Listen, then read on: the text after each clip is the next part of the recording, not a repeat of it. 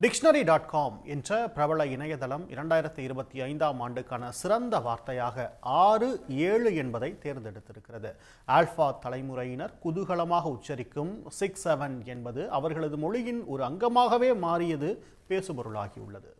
2010 முதல் 2024ஆம் ஆண்டுக்கு இடையில் பிறந்த ஆல்பா தலைமுறையினர் 6-7 என்ற எண்ணை தங்களது பேச்சு வழக்கு சொல்லாகவே மாற்றி வைத்துள்ளனர். ஜென்சி தலைமுறையினரால் கிரிஞ்ச் என்ற சொல் பிரபலமானது போல் பேசும் இடத்திற்கு ஏற்ப மாறுபடும் குறிப்பிட்ட அர்த்தமே இல்லாத 6-7 என்ற சொல் இணையத்தில் தற்போதைய ட்ரெண்டாக உள்ளது. 6-7 என்ற சொல்லுக்கு அர்த்தம் தெரியாமல் பெற்றோரும் ஆசிரியர்களும் குழம்பி போய் உள்ள நிலையில் வெளிநாடுகளில் உள்ள சில பள்ளிகளில் இந்த சொல்லை பயன்படுத்த தடை விதிக்கும் அளவிற்கு நிலைமை சென்றுள்ளது. உற்சாகத்தின் போதும் வயதில் மூத்தவர்களை கிண்டல் செய்யவும் ஜென் ஆல்பா சிறுவர்கள் 6-7 சொல்லை பயன்படுத்துகின்றனர். கடந்த ஆண்டு வெளியான அமெரிக்க ராப் பாடகர் ஸ்கிரில்லாவின் டூட் என்ற பாடலில் இடம்பெறும் 6-7 என்ற சொல்லே தற்போதைய ட்ரெண்டிங்கிற்கு காரணமாக சொல்லப்படுகிறது. அமெரிக்க கூடைப்பந்தாட்ட வீரர் லாமெலோ பாலின் உயரமான 6 அடி 7 அங்குலம் என்பதும் 6-7 வைரல் ஃபீவரில் இடம்பெற்றது. அந்த 6-7க்கு தனக்கு அர்த்தம் தெரியாது என பேட்டி ஒன்றில் லாமெலோ கூறினார்.